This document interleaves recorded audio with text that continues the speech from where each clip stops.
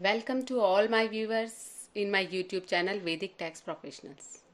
आज की वीडियो में हम डिस्कस करने वाले हैं losses set off and carry forward under the income tax act. तो सबसे पहले हम बात करते हैं हाउस प्रॉपर्टी के लॉस की। तो हाउस प्रॉपर्टी का अगर आपको लॉस है तो वो सबसे पहले तो हाउस प्रॉपर्टी की इनकम से ही एडजस्ट होगा।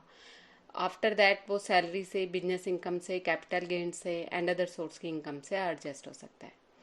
लेकिन इसके लिए एक अपना नोटिफिकेशन आया था विद इफेक्ट फ्रॉम, जो कि असेसमेंट ईयर 2018-19 से एप्लीकेबल है, जो कि है loss shall be allowed to be set off against any other head of income only to the extent of ₹2 lakh for any assessment year। अगर आपको कोई हाउस प्रॉपर्टी का लॉस हुआ है तो वो हाउस प्रॉपर्टी की इनकम से सेट ऑफ होने के बाद जो लॉस बचता है वो आपको सिर्फ 2 लाख तक ही अदर इनकम से या अदर बिजनेसेस से, सैलरी से, कैपिटल गेन से एडजस्ट होएगा। उससे ज़्यादा नहीं होगा। अगर वो बच गया, मान लो कि 5 लाख का लॉस है तो 2 लाख तो इस साल एडजस्ट हो जाएगा, बाकी का 3 लाख जो है वो नेक्स्ट ईयर के लिए कैरी फॉरवर्ड हो जाएगा। तो जो अनएडजस्टेड लॉस है it can be carry forward for 8 years immediately succeeding the years in which the loss incurred. And house property के लॉस में क्या है कि आपको अगर लॉस कैरी फॉरवर्ड करना है तो कोई ज़रूरत नहीं है कि अगर आपने विद इन ड्यू डेट उसको जमा नहीं करी अपनी आईटीआर को, मतलब आपने उसको लेट फाइल किया आईटीआर को, तब भी वो आपका कैरी फॉरवर्ड हो जाता है। फिर उसके बाद बिजनेस लॉस यहाँ पे 2 टाइप के मैंने लिए हुए हैं। एक तो है स्पेकुलेशन बिजनेस लॉस और एक है non speculation business loss. Speculative business loss में क्या है कि it can be set of only against speculative business profit. सिर्फ स्पेकुलेटिव बिजनेस प्रॉफिट से एडजस्ट होता है, बाकी किसी बिजनेस प्रॉफिट से एडजस्ट नहीं होता, किसी अदर इनकम से एडजस्ट नहीं होता है। और जो अनएडजस्टेड लॉस है it can be carry forward for 4 years immediately succeeding the year in which the loss is incurred. 4 साल के लिए आपको वो कैरी फॉरवर्ड आप कर सकते हो उस लॉस को। Speculation business loss can be carry forward only if return filed with in time 139(1)। अगर आपने अपनी ITR with in time limit file करी है तो आप उसको अगले 4 साल के लिए कैरी फॉरवर्ड कर सकते हैं, अदरवाइज वो कैरी फॉरवर्ड नहीं होगा। फिर उसके बाद है नॉन स्पेकुलेशन बिजनेस लॉस। जो नॉर्मल बिजनेस लॉसेज हैं वो क्या है कि non speculative business losses can be set of against any business income. किसी भी बिजनेस इनकम के अगेंस्ट वो सेट ऑफ हो जाएगी। And non speculation business loss can be carry forward for 8 year। 8 साल के लिए आपको वो आगे कैरी फॉरवर्ड होगा। और नॉन स्पेकुलेटिव बिजनेस लॉसेस में भी यही है कि अगर आपने उसको टाइम से रिटर्न को अपनी फाइल नहीं किया, जो ड्यू डेट है 139(1) की, तो फिर वो आप कैरी फॉरवर्ड नहीं कर पाओगे। तो इसलिए ये चीज़ आप ध्यान रखना कि अगर आपके लॉसेज हैं तो बिजनेस लॉसेज हैं तो प्लीज़ आप उसको रिटर्न को, इनकम टैक्स रिटर्न को टाइमली फाइल कर दें ताकि आगे आप उसको कैरी फॉरवर्ड कर सको लॉसेस को। इसके बाद है losses under the head of capital gain. Capital gain के लॉसेस कौन से हैं? ये it can be set of under the head capital gain, और वो जो है वो कैपिटल गेन के हेड में ही सेट ऑफ होते हैं। तो ये 2 टाइप के लॉस होते हैं हमारा, एक तो लॉन्ग टर्म कैपिटल लॉस और एक शॉर्ट टर्म कैपिटल लॉस है। Long term capital loss can B set of only against long term capital gain. Long term capital loss सिर्फ लॉन्ग टर्म कैपिटल गेन से एडजस्ट हो सकता है। And short term capital loss short term capital gain और long term capital gain दोनों से adjust हो सकता है, और ये किसी और अदर इनकम से एडजस्ट नहीं होते हैं।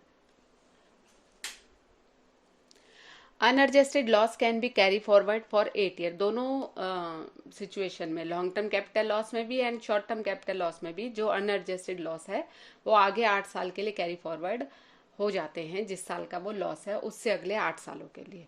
और capital loss can be carry forward only if return filed within the time limit 139(1)। अगर आपने अपनी ITR within due date file करी हुई है तो आप वो उसको कैरी फॉरवर्ड कर सकते हो, और अगर आप विद इन ड्यू डेट नहीं करते हो तो फिर वो कैरी फॉरवर्ड नहीं होगा। Loss under income from other sources can not be carry forward. जो अदर सोर्स के हमारे लॉस होते हैं वो कैरी फॉरवर्ड नहीं होते। सिर्फ कौन से केस में? Except loss from activity of owning and maintenance race horses.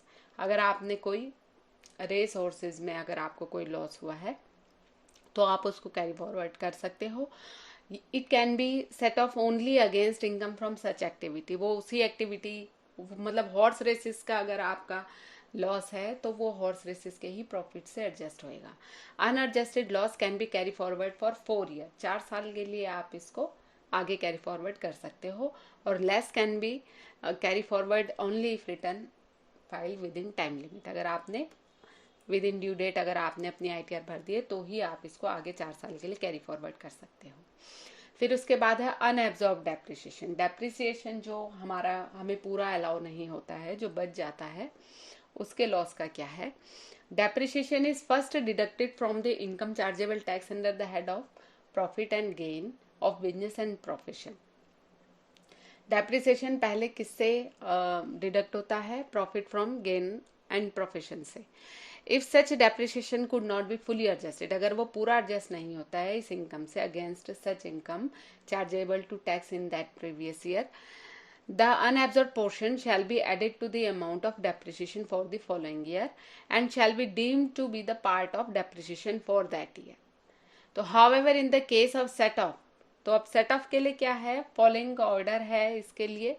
पहला तो है कि first adjustment are to be made for current depreciation, इस साल के डेप्रिसिएशन से आपको एडजस्ट हो जाएगा। सेकंड है फिर उसके बाद एडजस्टमेंट जो है, जो ब्रॉड फॉरवर्ड बिजनेस लॉस है वो एडजस्ट होएगा। फिर उसके बाद थर्ड एडजस्टमेंट है अनएब्जॉर्ब डेप्रिसिएशन की, ठीक है। फिर ये भी आपको आप कैरी फॉरवर्ड कर सकते हो। इसमें कोई टाइम लिमिट नहीं है, कितने ही टाइम तक ये है, any number of years. Even if return अगर आपने सही टाइम पे भी फाइल नहीं करी है तब भी अनएब्जॉर्ब डेप्रिसिएशन को आप कैरी फॉरवर्ड कर सकते हैं। तो ये तो हमारे थे डेप्रिसिएशन सॉरी कि लॉसेस कैसे, मतलब हमें सेट ऑफ करने हैं और कैरी फॉरवर्ड करने हैं। तो अगर आपको कोई लॉस हुआ है, बिजनेस लॉस या कैपिटल गेन लॉस, और या फिर हॉर्स रेस वाले लॉसेज हैं, ये सब हैं, ये सब आपको अगर आप रिटर्न टाइम पे फाइल करोगे तभी कैरी फॉरवर्ड होंगे, अदरवाइज नहीं होंगे। तो आप अपना माइंड सेट करके चलिए। अब तक तो आप लोगों ने अपनी पोजीशन देख ही ली होगी कि प्रॉफिट है या लॉस है, उसके हिसाब से आप प्लीज़ अपनी रिटर्न को within due date file कीजिएगा। तो ये आपको मुझे लगता है कि समझ में आ ही गया होगा अच्छे से। तो अगर आपको मेरी वीडियो एंड इन्फॉर्मेशंस पसंद आती हैं तो प्लीज़ मेरे चैनल को subscribe and share and like ज़रूर कीजिएगा। Thanks for watching.